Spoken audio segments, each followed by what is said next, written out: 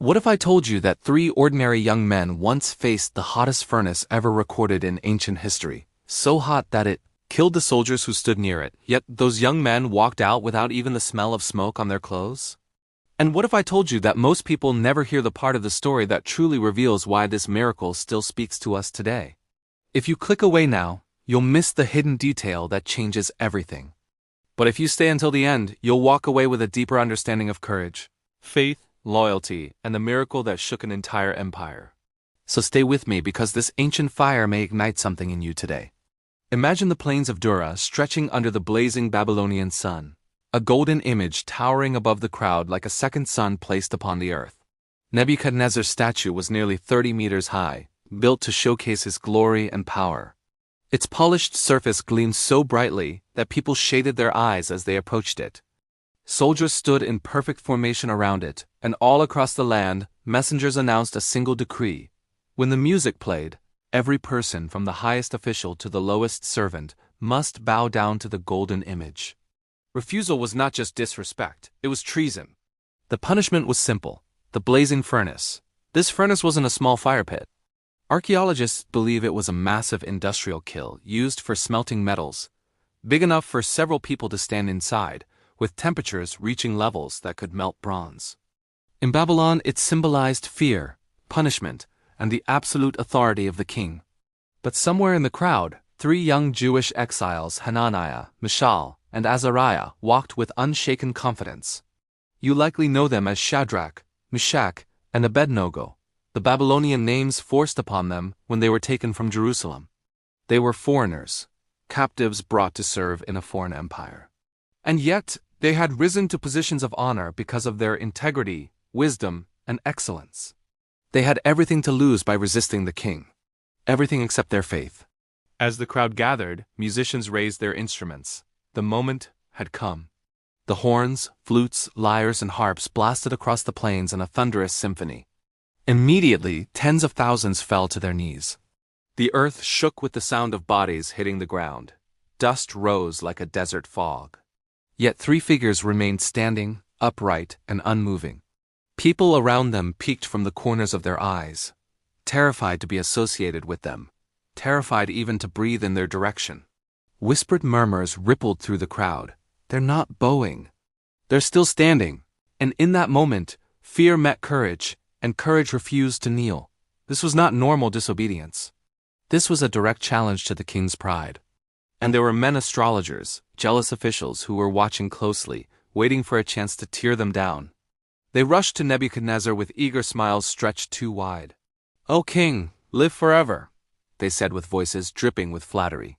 "You made a decree. And yet, there are certain Jews whom you set over the affairs of Babylon who do not serve your gods or worship your image. They refuse." Nebuchadnezzar's face changed instantly.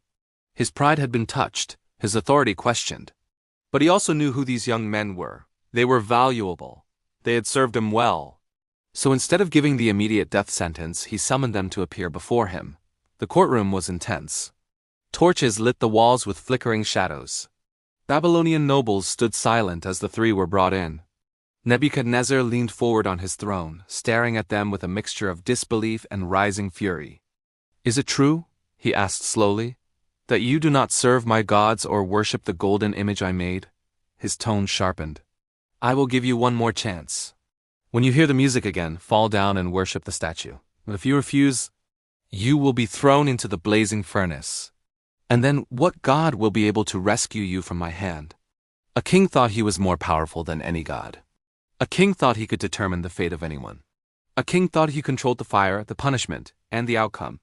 But the young men responded with calm conviction. They didn't tremble. They didn't negotiate. They didn't stall for time.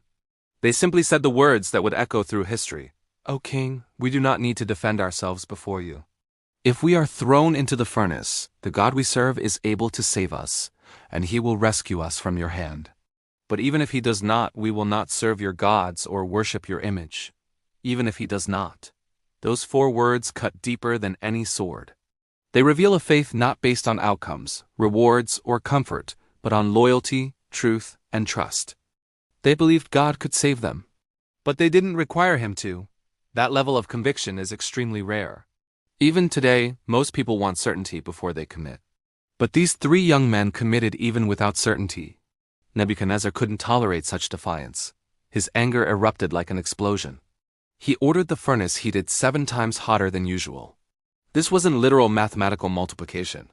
In ancient language, 7 times meant as hot as humanly possible. Soldiers scrambled to add more fuel. Flames roared higher, hotter, brighter, licking the sky with fiery tongues. Strongest warriors tied the young men with ropes tight, unyielding, binding their wrists, ankles, and arms. Their hands were bound, but their faith was free. The heat intensified so violently that the air shimmered like liquid gold. Soldiers could barely stand near the furnace. The king signaled. The warriors pushed the 3 young men toward the furnace's opening. The heat struck them like a wall. And in a tragic twist, the same guards tasked with executing the command were instantly consumed by the flames. Their bodies fell lifeless near the entrance. But the young men, still bound, fell into the furnace.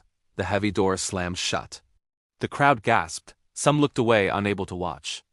Others leaned forward, fascinated by the king's wrath. To them, the story was over. But the king moved closer, staring through the openings of the furnace. Suddenly, his expression changed from rage to shock. He rubbed his eyes as if unsure whether he was seeing reality. Then he shouted, "Weren't there 3 men that we threw into the fire?" The advisors nodded nervously. "Yes, O king." "Then why do I see 4 men walking freely in the fire unbound, unharmed, and the 4th looks like a son of the gods?" Inside the furnace, something unimaginable was happening. The flames still roared, but they didn't touch the young men. The ropes that bound them had burned away, yet their tunics, hair, and skin were intact. And walking beside them was a 4th figure. A radiant presence, powerful, calm, divine. Some ancient Jewish texts describe him as an angel of the Lord. Many Christian traditions believe this was Jesus Christ appearing before his incarnation, stepping into the fire to show that he does not only deliver from flames. Sometimes he delivers in them. Nebuchadnezzar shouted toward the furnace, "Shadrach, Meshach, Abednego, servants of the Most High God, come out!" The door was opened. The 3 young men walked out slowly, every eye fixed on them. They stepped onto the platform. People rushed to examine them. Not a single hair singed, not a thread burned, not even a scent of smoke. The miracle was undeniable. And suddenly, the king who had once mocked their God now proclaimed his power. He declared that no one in the entire kingdom was allowed to speak against the God of the Hebrews. He promoted the 3 young men to higher positions of honor. The same fire meant to destroy them became the stage for their elevation. But here is the part most people miss. The miracle didn't begin when they exited the furnace. It began when they refused to bow. Their victory started long before the fire. Their courage was tested before the miracle. They didn't follow God to be rescued. They followed God because he is worthy. Their faith wasn't transactional, it was relational. Another detail often overlooked is that the only thing the fire destroyed was the ropes. In other words, the fire didn't harm them, it freed them. Sometimes the flames you fear are the very things that burn away what binds you. And there's yet another layer. The 4th figure didn't appear until they were inside the furnace.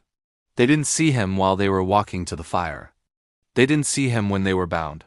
They didn't see him when the king threatened them. The divine presence appeared only in the midst of the flames. Some of the greatest revelations in life come during your hottest trials. Think about your own life. Maybe you've been thrown into a furnace of fear, betrayal, injustice, or uncertainty. Maybe you feel surrounded by fire. But the story teaches something profound. God doesn't always stop you from going into the fire, but he will never leave you alone inside it. The courage of Shadrach, Meshach, and Abednego echoes across history not because they survived flames, but because they were willing to face them. They stood when everyone bowed. They trusted when others trembled. And their faith changed the heart of a king, exposed the pride of an empire, and etched their names into eternity. And now I want to hear from you. What part of this story moved you the most? What fire are you facing right now that you want God to stand with you in? Share your thoughts in the comments. I read every one. Don't forget to like this video, subscribe to the channel, and click the link appearing on the screen right now to keep exploring more extraordinary stories from the Bible. There's another video waiting for you, don't miss it.